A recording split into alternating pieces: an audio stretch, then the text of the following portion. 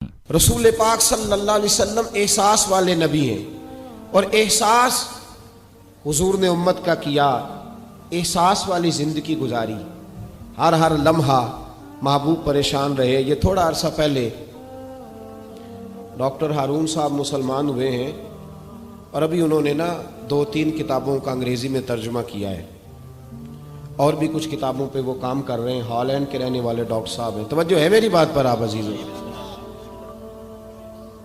Doctor صاحب کہتے ہیں کہ میں نے یہ سنا تھا کہ مسلمان دہشت گرد ہیں، یہ بم بلاسٹ کرتے ہیں۔ تو میں جہاں لفظ اسلام آتا تھا وہاں سے میں تھوڑا بچ جاتا تھا، پیچھے ہٹ جاتا تھا، لیکن میرے مزاج کے اندر یہ بات شامل تھی کہ میرے اندر اللہ نے بڑا انسانیت کا جذبہ رکھا ہوا تھا۔ تو میں ایک تنظیم قائم کر رہا تھا، میرا خیال تھا کہ ایک ایسی جماعت بناؤں کہ جو پوری دنیا کے اندر اسلام، توجہ ہے میرے عزیزوں کی، کہتے میرا خیال تھا ایسی جماعت قائم کروں کہ جو پوری دنیا میں لوگوں کی خدمت کرے اور بغیر امتیاز کے کرے، اسلام والوں کی بھی اور غیر مسلموں کی بھی۔ لیکن مجھے بڑا دھچکا رہتا تھا کہ مسلمان سخت گیر قوم ہے۔ میں نے بہت ساری جماعتوں کا منشور اور دستور منگایا، اور میں نے کہا میں اپنی جماعت کا دستور لکھوں گا تو پہلے ذرا سارا میں مطالعہ کر لوں۔ ڈاکٹروں کا ٹیبل ہوتا ہے، اس کے اوپر شیشہ لگا ہوتا ہے، نیچے وہ جو چیز ضروری ہوتی ہے وہ رکھ لیتے۔ کہتے ایک مصر کے مولانا صاحب آئے ہوئے تھے ہالینڈ کے دورے پر، اچھی انگریزی جانتے تھے، تو کسی وجہ سے علیل ہو گئے۔ میرے پاس وہ آئے اور انہوں نے دیکھا کہ میں انسانی حقوق پر کچھ لکھ رہا ہوں، کام کر رہا ہوں، تو وہ دیکھ کر کے مجھے کہنے لگے کہ ڈاکٹر صاحب آپ کوئی تنظیم قائم کر رہے ہیں؟ میں نے کہا ہاں۔ تو کہتے انہوں نے ہلکا سا ٹچ دیا، زور نہیں دیا، اور ویسے بھی جو ہلکی بات ہوتی ہے وہ ذرا دل میں جلدی بیٹھ جاتی ہے۔ کہتے ہیں ہلکا سا ٹچ دیا، کہنے لگے اگر کبھی موقع ملے تو میرے نبی پاک کی بھی سیرت پڑھ کے دیکھیں، بس ہلکی سی بات، اور وہ جملہ چھوڑ گئے۔ اعلیٰ حضرت فاضل بریلوی علیہ رحمہ نے لکھا ہے ضروری نہیں کہ تم جو کہہ رہے ہو وہ منوا کے اٹھو، لیکن میسج ضرور چھوڑ دیا کرو۔ جب انسان کے ذہن میں بات ہوتی ہے یہاں سٹاک ہوتا ہے جب بات کا، تو جب وہ کام کرنے لگتا ہے تو ایک دفعہ وہ بات سامنے ضرور آتی ہے، کہہ دیا کرو۔ انہوں نے کہہ دیا کہ ڈاکٹر صاحب ایک دفعہ حضور کی سیرت بھی پڑھ لیں۔ کہتے ہیں میرے ذہن میں بات بیٹھ گئی، مصروف آدمی تھا، زیادہ تو نہیں میں مطالعہ کر سکتا تھا، لیکن میں ایک دن 10 منٹ گھر میں ملے تھے تو میں کمپیوٹر پہ بیٹھا، اور میں نے کہا کہ انگریزی میں جو کتابیں حضور سید عالم صلی اللہ علیہ وسلم کی سیرت کی ہیں ان کو ذرا دیکھتا ہوں۔ تو فرماتے ہیں کہ میں نے نیٹ پہ سرچ کیا، پہلی حدیث آئی اور میں کلمہ پڑھ کے مسلمان ہو گیا۔ حدیث کہاں ہے؟ سبل الہدی والرشاد میں بھی ہے، کنز المال میں بھی ہے، مسند احمد میں بھی ہے، ابن اسحاق میں بھی ہے، ابن اشام میں بھی ہے، اور شاید سیرت کی تمام کتابوں میں آپ کو روایت مل جائے۔ نبی پاک صلی اللہ تعالی علیہ وسلم کی حدیث اور روایت کرتے ہیں حضرت سلمان فارسی رضی اللہ تعالی عنہ، اور ساتھ ہیں سیدنا بلال حبشی رضی اللہ تعالی عنہ۔ فرماتے ہیں ہم گھر سے نکلے، حضور نے فرمایا ذرا جلدی چلو ایک ضروری کام ہے۔ فرماتے ہیں بڑی تیزی کے ساتھ آج روٹین سے ہٹ کر محبوب نے تیز تیز قدم مبارک اٹھائے، تیز تیز، اور فرماتے ہیں ایک گلی ہم نے کراس کی، دوسری گلی میں جو پہنچے تو پھٹے پرانے کپڑے، سادی سی بی بی، اور حالت بتاتی تھی کہ بیچاری کسی غریب گھر کی ہے۔ وہ سڑک پہ کھڑی تھی اور رو رہی تھی۔ میرے کریم رسول نے فرمایا بلال اسے پوچھو کیا مسئلہ ہے، کیوں روتی ہے؟ تو حضرت سلمان عرض کرتے ہیں میں نے کہا حضور میں پوچھ لیتا ہوں، آپ جائیے، کام بڑا ضروری ہے جو نکلیں، میں معلومات کرتا ہوں۔ تو محبوب نے فرمایا نہیں، اس کے آنسو پوچھنے سے ضروری کوئی کام بھی نہیں، پہلے اس کی داد رسی ہوگی، اسے پہلے پوچھا جائے گا۔ روتے نہیں رہتے لوگ گھروں میں، لوگ گزر نہیں جاتے چپ کر کے؟ کتنے لوگ تڑپتے ہیں، کون احساس کرتا ہے؟ نبی پاک سید عالم صلی اللہ علیہ وسلم رکے اور اس خاتون سے پوچھا کیا بات ہے؟ اس نے کہا کہ بات کوئی بھی نہیں، میرا ایک ہی موٹا سا مسئلہ ہے۔ کہا وہ کیا؟ کہنے لگی میں غریب ہوں، اور غریبی بذات خود بہت بڑا گناہ ہوتی ہے۔ لوگ بڑا جرم سمجھتے ہیں اس کو بذات خود. میں نے شروع میں کہا نا کہ مذہبی سٹیج کی بھی صدارت غریب آدمی نہیں کر سکتا, کیونکہ غریب جو ہوا جہد کول دتھی ہونی انہیں نیڑے بہنا ہے نا جی, جہد کول نہیں انہیں تو پیچھے جا کے بہنا اینڈ تے کول کہڑا دتھی ہے. اس سٹیج پہ بھی غریب آدمی کی صدارت نہیں ممکن ہو ہی نہیں سکتا. میرے رسول پاک سید عالم صلی اللہ تعالی علیہ وآلہ وسلم نے فرمایا پہلے اسے پوچھو کیا مسئلہ ہے.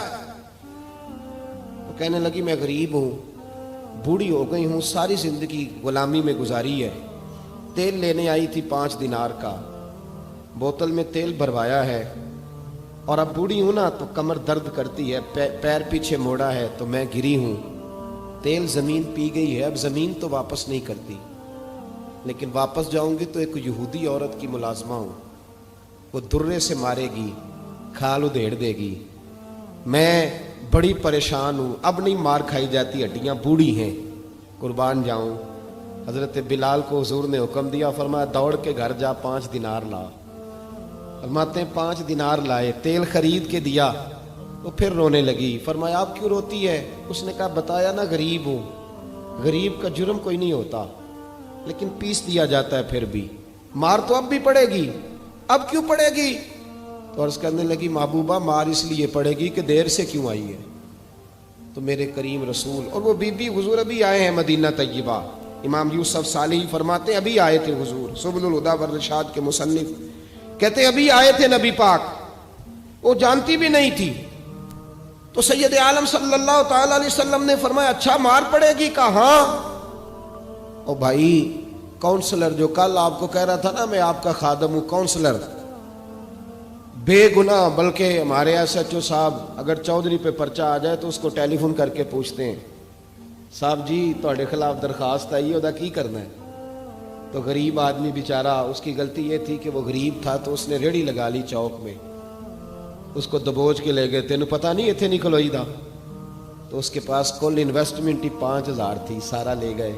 پھر وہ کونسلر صاحب کے پاس چلا گیا, سر میرے نال چلے آ جائے ذرا, میں تھانے جانا ہے. انہیں کہا گڈی کرائی آ, پیسے ہیں نہیں, ایویں تھانے جائید ہے. اب وہ گاڑی لایا ہے, پتہ نہیں کہاں سے لایا ہے, تھانے پہنچا ہے. اور یہ ہے ہمارا حال کہ وہ ایس ایچ او بھی بیٹھا ہے کرسی پہ اور کونسلر بھی کرسی پہ بیٹھا, اور وہ غریب پیروں میں بیٹھا ہے اور ہاتھ باندھ کے کہہ رہا میری ریڑھی دے چھڈو, میریاں 4 دھیاں نے تو میں شامی کھانا کھڑنا ہے. کدھر گیا امت کا وہ ذوق؟ ساری زندگی نعتیں سننے والوں بتاؤ تو صحیح نعت نے تاثیر کیا دی ہے روح کو؟ اگر ابھی بھی گھاڑی غریب کے پاس کھڑی نہیں ہوتی تو پھر کیا اثر ہوا ساری زندگی نعت سننے کا؟ میرے مصطفیٰ کریم سید عالم صلی اللہ تعالی علیہ وسلم نے فرمایا اس خاتون سے یہاں کونسلر ساتھ نہیں جاتا, کہتا ہے کر دیا ٹیلی فون, سویرے 9 بجے پہنچ جانا. پر کائنات کی سب سے معزز شخصیت حضرت سیدنا بلال حبشی رضی اللہ تعالیٰ عنہ فرماتے ہیں میرے نبی پاک نے فرمایا بی بی چل میں تیرے ساتھ چلتا ہوں. گویا اللہ کی ساری رحمتیں اس کے ساتھ ساتھ چلنے لگی. اور آگے آگے نہیں, ساری کتابیں پڑھ لو, وہ پھٹے پرانے کپڑوں والی بی بی آگے آگے اور اللہ کے کریم رسول پیچھے پیچھے. ساری گلیاں اس نے پھرائی, مدینے کی صحرا آ گیا. ایک دروازے پہ دستک دی, سے مالکن آئی. وہ بی بی بعد میں کہتی ہے میں بھی بڑی ڈاڈی تھی, طاقت ہی نہیں تھی میرے سامنے کو کھڑا ہو سکے, لیکن جب میں باہر نکلی تو میں نے نور کے حالے میں لپٹی ہوئی ایک عظیم ہستی کو دیکھا. فرماتے ہیں محبوب کے گورے چٹے رنگ کے اوپر کالی زلفیں اور محبوب پاک کی مقدس آنکھیں جب تک بات کرتے رہے نظریں زمین پہ جھکی رہیں. شرم و حیا والے رسول نے بڑے میٹھے, بڑے دھیمے, بڑے خوبصورت لہجے میں کہا. بریلی کے امام فرماتے ہیں نیچی نظروں کی شرم و حیا پہ درود. بڑے دھیمے لہجے میں فرمایا تیری نوکرانی ہے تیری. عورت کہتی ہے میں تو حضور کے جلووں میں محو ہو گئی کہ سادگی میں اتنا حسن میں نے دیکھا ہی نہیں, تیری نوکرانی ہے. کہا ہاں. تو میرے محبوب نے فرمایا بیچاری کی غلطی کوئی نہیں, اسے مارنا نا, اس سے تیل گر گیا تھا, نیا خریدتے دیر ہو گئی, رو رہی تھی تو میں سفارش کرنے آیا ہوں. وہ خاتون کہتی ہے کسی کی نہیں مانی تھی, پر محبوب کے جملوں میں تاثیر اتنی تھی ککھ سواد نہیں مشری اندر, اساں کھنڈا بھی چکھ ڈٹھیاں, انہاں ساریاں شیواں نالوں گلاں سجن دیاں مٹھیاں. فرماتے ہیں نبی پاک صلی اللہ تعالی علیہ وآلہ وسلم نے فرمایا کچھ نہ کہنا. کہنے لگی نہیں کہتی، میرا وعدہ رہا، کچھ نہیں کہوں گی. اب میرے حبیب نے پھر نظر اٹھائی اور اس غریبنی کی طرف دیکھا اور فرمایا تو اگر کہے تو میں جاؤں، تو اگر کہے تو میں خود بھیک دیں، خود ہی کہیں منگتے کا بھلا ہو، تو اگر کہے تو میں جاؤں. اس نے خراج پیش کیا تو چند آنسو گرائے. کہنے لگی محبوبہ جیسے بندہ نوازی. حضور نے رخ پھیرا تو حضرت بلال کہتے میں پیچھے رہ گیا. میں پیچھے رہ گیا تو وہ دونوں بیبیاں دوڑ کے میرے پاس آئیں. کہنے لگی بتا تو صحیح ہے کون، یہ بتا تو صحیح کون تھے. تو حضرت بلال کہنے لگی تم نہیں جانتے. جناب بلال فرمانے لگے یہی تو ہیں جنہیں اللہ نے سچا رسول بنا کے بھیجا ہے. بیبیاں دوڑ کے آئیں. کہنے لگی محبوبہ دروازے تک آئے ہو تو خالی تو نہ لوٹاؤ، مہربانی فرماؤ ہمیں بھی کلمہ پڑھا دو. ڈاکٹر ہارون کہتے ہیں وہ بیبیاں وہاں کلمہ پڑھ رہی تھی اور میں حدیث پڑھ کے کلمہ پڑھ رہا تھا. بھائی